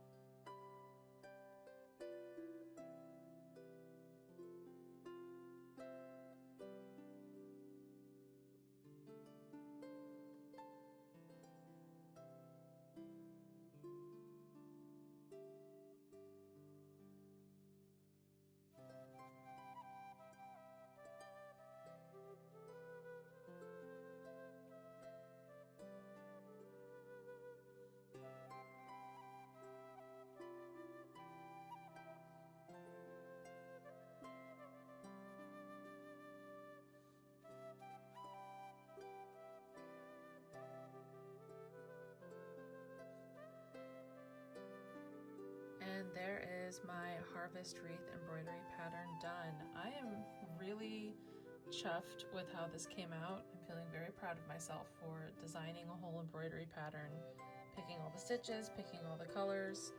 If you are watching this because you are a member of Crafting Coven and you got the Autumn Equinox embroidery craft kit, feel free to change up the stitches. If you don't like the way the moons are done, do them differently. If you'd rather the leaves looked a little different, do it differently. Make it your own. And I hope you enjoy.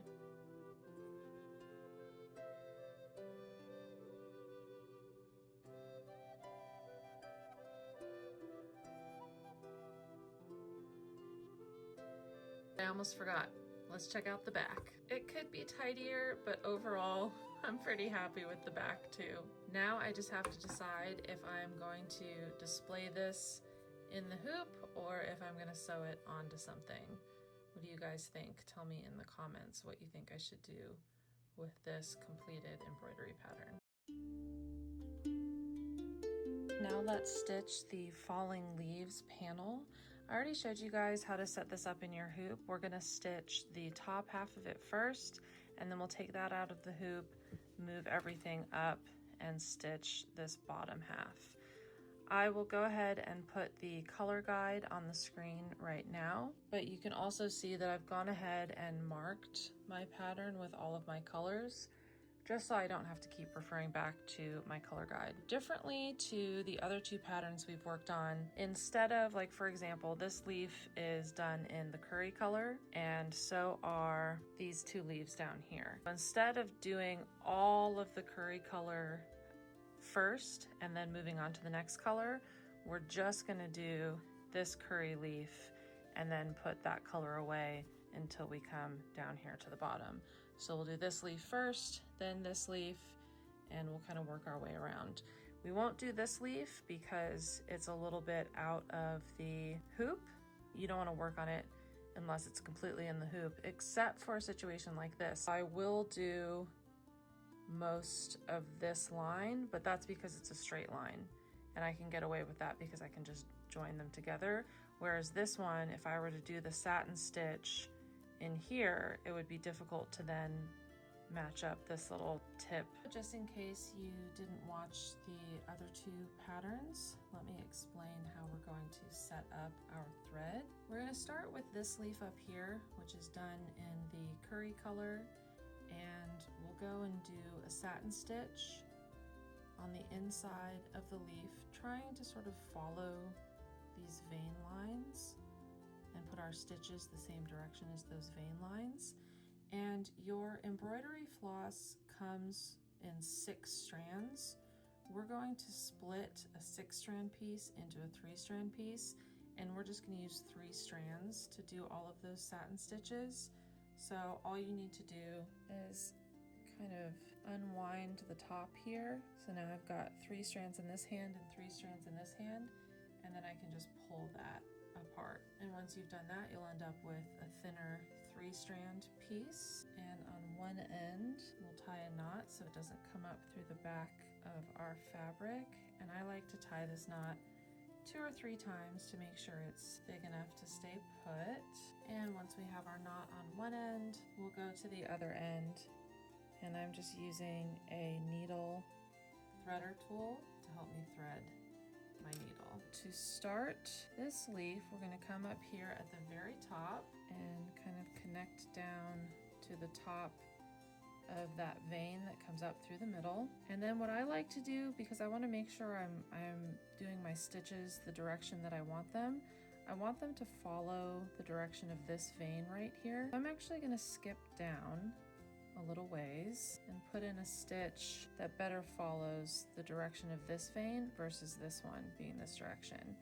And then I'm going to go through and start filling in the gap, working my way on either side and adjusting my stitches as needed, so I'm covering as much of the fabric as possible and starting to achieve, going from this direction over to this direction. I tend to not pack my stitches very tightly. I leave maybe a little bit more space in between stitches than other people. I don't really think there's any wrong way to do this. You are absolutely welcome to pack more stitches in if you want. I like my embroidery to lay a little flatter against my fabric. Sometimes when I pack too many stitches in, it gets a little raised, but that's totally personal preference. However you want to do it is the right way to do it. I'm going to keep working my way around this entire leaf. Some of my stitches down here might get pretty big, and so let me just quickly work my way down to this section, and then I'll come back and we'll talk about whether or not we need to do anything different in a section like this.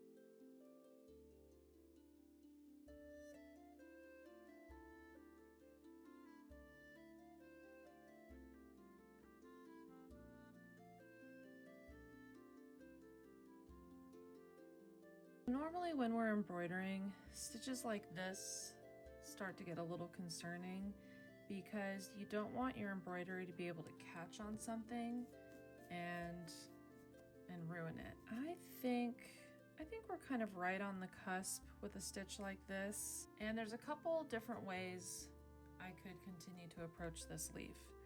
Because I have a vein that comes this way, I could switch and do stitches coming this way, or, and what I'm going to do instead, I'm going to continue my stitches and come back up and then go around. So my longest stitch is going to be this one right here that I'm going to take all the way to this little corner, and that's a pretty long stitch, and that could easily get caught on something. So what I'm going to do to secure that is just come right up here in the middle and just put a teeny tiny stitch. So see how I'm moving this over and I'm finding where I came up, and I'm just going one thread over and coming back down. And then I'm going to put another stitch in here to fill in this gap, and that'll kind of cover this up a little bit. But that just anchors the middle of that really long stitch so it doesn't catch on anything. Now, another really easy way to do that, if I didn't want to put that anchor stitch in, is I could do a long and short stitch. So I could do a stitch like that and then come up down here and do the other half of the stitch like that. So let me zoom in even more so you can really see the difference. This is the one with the little anchor stitch in the middle there. And this is the long and short where we did one stitch on this side and one stitch on this side. So those are two ways to handle doing a really long satin stitch so that your work doesn't catch on something later. I am going to continue to do satin stitch all the way around my leaf, and then I'm going to come back and show you guys how to do a split stitch to outline it, because you can see I'm covering up most of my brown pattern lines, but not completely. So we're going to come and outline all the leaves just for better definition anyways, but also to cover up those pattern lines, because I did print these out with my home printer, which means this is permanent and won't wash out. So we want to go ahead and cover up all those lines.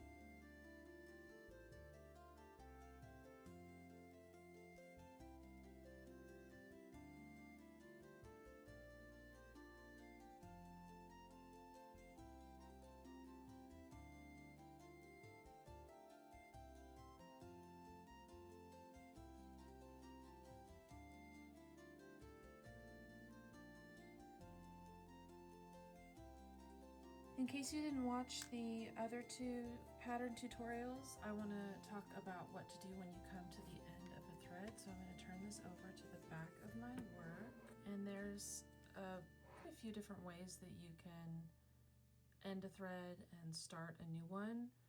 The one that I use the most often is just to tie this in a knot down as close to the base of my work as possible, and then do that 2 or 3 more times to make sure it's secure, and then just snip off the excess. You can also, with your thread on your needle, come and do a couple of really tiny stitches in an area that you know you're going to cover up. So we know that we're going to continue stitching in this area and in this area, so I could just put 3 tiny stitches and then continue over that, and that'll secure this thread. And then some people just take their old thread and take their new thread and tie those together. That's an option too. That's probably my least favorite option. I don't recommend that one. I'm just gonna tie off this as close to the fabric as possible and then snip off the excess and just start a new thread.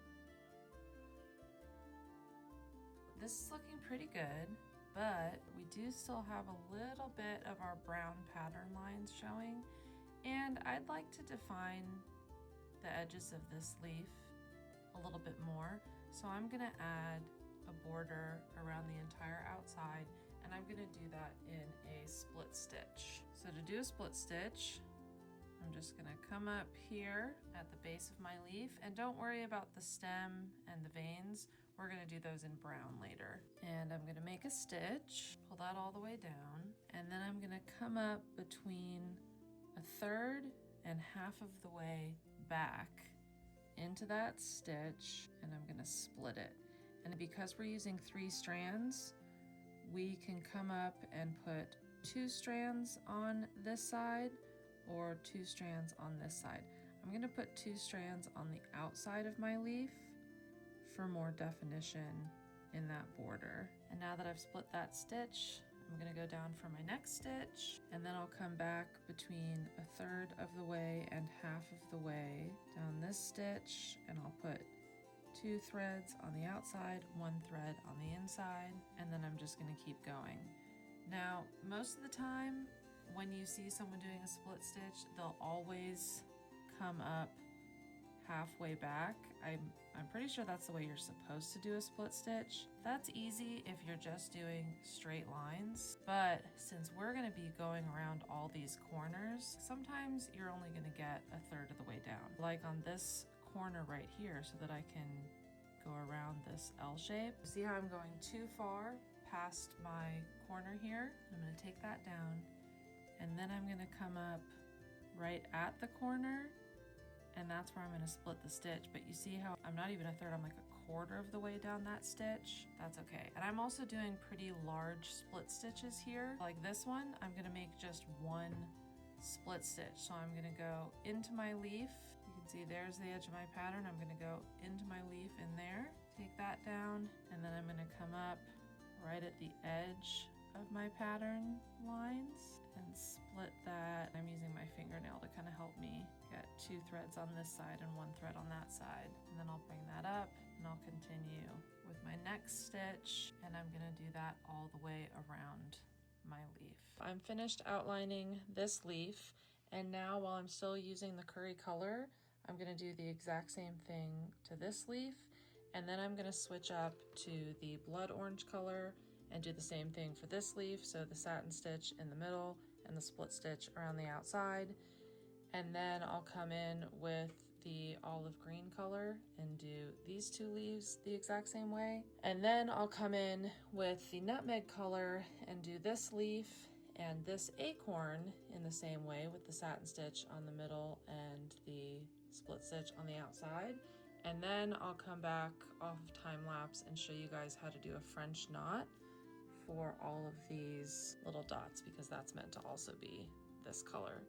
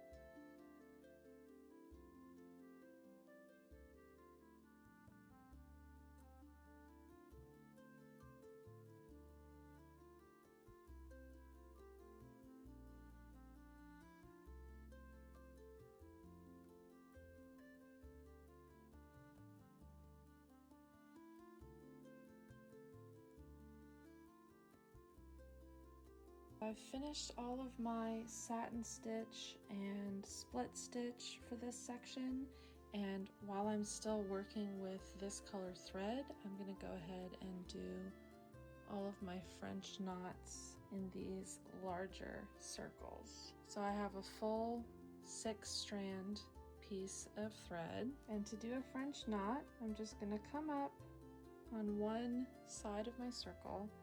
Let me zoom in, and then holding this side of my thread somewhat taut, I don't want to pull too hard, I'm going to take my needle and wrap my thread around. Most people do twice. I actually like to do 3 times, not for any good reason. And then we're going to put our needle back down on the other side of the circle, and I'm still holding this side of the thread somewhat taut while I pull my needle down. Sometimes you have to wiggle it a little bit to get it going. While I pull my needle down and then pull the thread all the way through. And that is a French knot. So we're going to do that for all of these larger circles. Now, while we are already doing French knots, we might as well take care of all of the red leather color in this section, and that's going to be these 4 berries right here. Since these circles are bigger and I need to fill more space, I'm going to plan to do about 4 to 5 French knots per berry to make sure I'm completely covering up the dark brown pattern lines. Sorry about that. I thought I was recording for these first 2, but I didn't hit the button. Let's move on with the next 2. It's exactly the same, so don't worry, you didn't miss much. And if you didn't want to do French knots for these berries, you don't have to. You could just do a satin stitch with a split stitch around it like we did for the leaves. You could just do a plain satin stitch or whatever you want. I'm choosing to do a French knot for a little bit of variety, but it's totally up to you. There is a bit of a trick with French knots to keeping enough tension on everything so that they're neat, but not having too much tension to where you can't pull the needle through the middle. See, so I have a little too much tension on mine, so I'm just letting everything go so that I can pull my needle through the middle. But then you see on that one I didn't have quite enough tension, so now my knot has kind of gotten a little wonky. I'm gonna leave it. I think it's okay for this project, but you could always pull that out and redo it if you wanted it to be tidier. Moving on to the last berry, and I think for this one I'll try to fit 5. And then I'm going to flip my work over, and you can see there's all my berries, and I'm just going to tie this in a knot to finish off this section of thread. We still have 2 more tiny pattern dots, and those are meant to be done in this oak moss dark green color.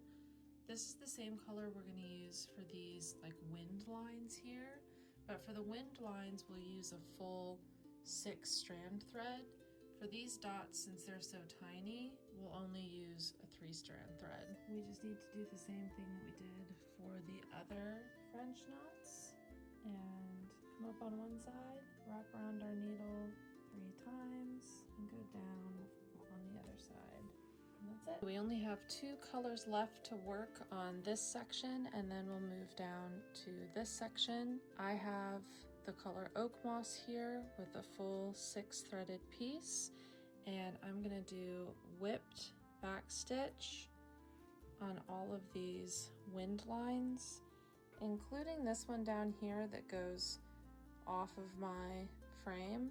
I'm just gonna stop it right about there.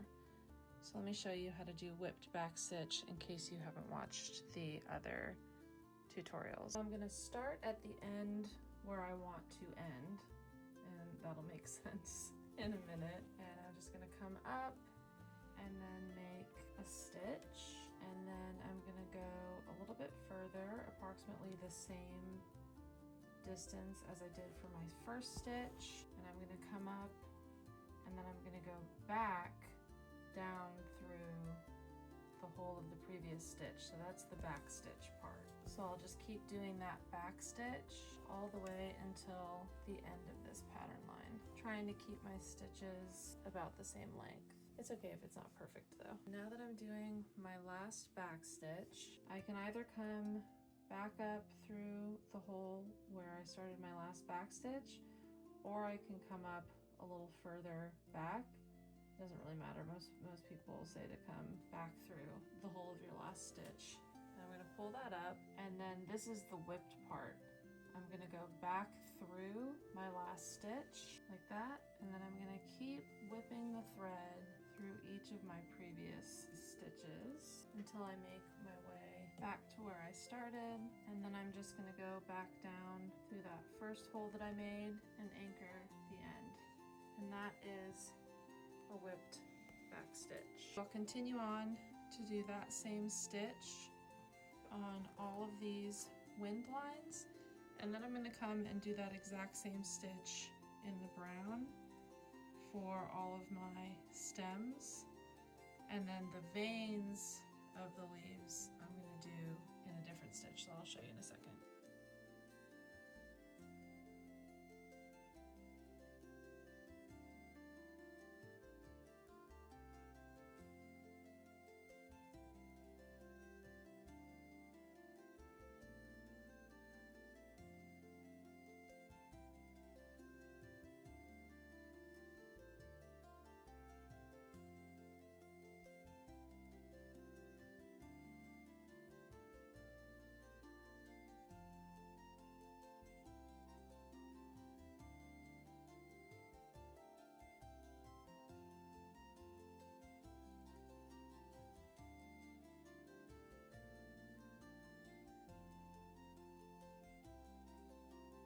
To do the leaves, first we're going to start at the top of a stem slash the base of one leaf, because remember we're going to back stitch down and then whip stitch back up, and then we can come do the veins.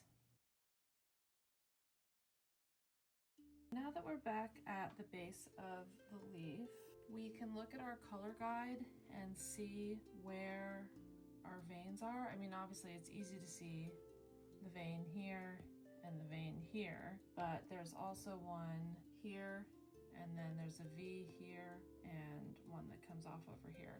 But if you don't want to look at your color guide, you can also just push the threads apart and see the pattern lines underneath, or you can just make up your own vein lines. It's totally up to you.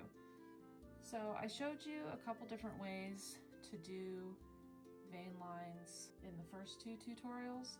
For this one, I'm just gonna do kind of these big stitches. I'll sort of do a back stitch here, and then there's a vein approximately right here, and one on the other side, and then we'll come up over here and put this one in, and then back stitch over here and put a little side vein in right about there. So that's one leaf and stem done, and now I just need to do that for the other ones, and then we'll be done with this section. Oh, and I also need to do the little acorn down here.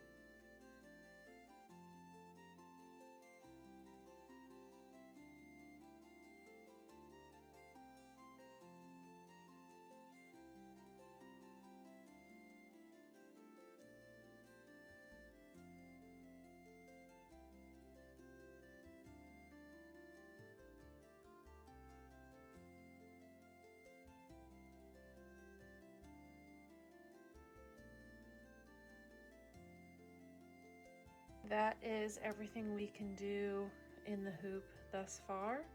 So now, get my hoop off the stand and use my little screwdriver to loosen everything up. Here's what the back is looking like so far. Not as tidy as the other patterns I've done in this series, but not too bad. Let's pop the hoop off and move everything. And my goal is to position things so that I can work everything else in the pattern just through this second positioning. I think that's pretty good. It feels pretty tight already because having stitching up here already makes it tighter, but I'm still going to tighten it as much as I can. Oop, okay, that's it. And then I will place it back in my stand, tighten everything up, and now I'm ready to come back tomorrow and continue working on the rest of this pattern. See you then. Now it's time to finish the second half of our falling leaves embroidery panel, and since all of the techniques I'll be using in the second half are exactly the same as what I did for the first half, I'm going to go ahead and time lapse everything here. I know this video is extremely long. I want to be as thorough as possible and give enough instructions so even someone new to embroidery could complete these patterns. But in this situation, I think it's okay to time lapse all of this. So I'll start with my curry color and do these 2 leaves. Then I'll switch to blood orange to do these 3 leaves. Then I'll switch to nutmeg to do this leaf, this acorn, but not the acorn top because we're going to come do that later, and also these 3 French knots. Then I'll move to my olive green thread to do these 2 little leaves, these 3 little leaves, and this little leaf down here. Then I'll switch to oak moss to do these 2 wind lines, the other little part of this wind line, and all of these little teeny tiny French knots. Then I'll come in with the color Weasel to do the stems and veins of all of my leaves, as well as all of these little stems. And then lastly, I will come in with the color Red Leather to do all the berries.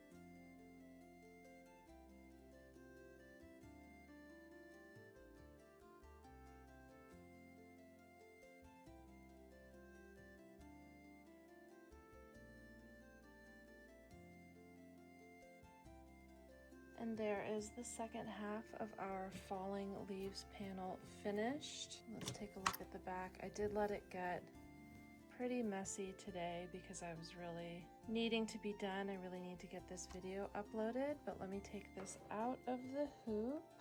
So there is the entire panel. Beloved wanderers of thread and needle, you have journeyed with me through the veil of time and creative magic to complete these sacred autumnal patterns. I honor your perseverance through this 3-hour embroidery pilgrimage. For those curious about transforming these creations into finished pieces, I invite you to follow Crafting Coven on Instagram, where I'll be revealing the creative metamorphosis of each pattern. The Equinox Balance Symbol will become an altar cloth, the Harvest Wreath transformed into a display piece, and the Falling Leaves panel transformed into a tote bag patch. The magic continues beyond this video. If your spirit has been moved by this crafting communion, I invite you to join my crafting coven by following the mystical paths to my other realms. Subscribe to this channel where seasonal crafting rituals await. Follow the whispers to my Instagram sanctuary, or become a member of our crafting coven. Remember that your hands have not created merely thread upon fabric, but vessels of intention and magical possibility. As the wheel of the year turns towards the darker half, may your creation serve as a talisman of balance and abundance. Until our paths cross again at the winter solstice, may your needle always find its way, may your thread never tangle, and may the sacred creative fire within you burn ever bright. Blessed be your crafting journey.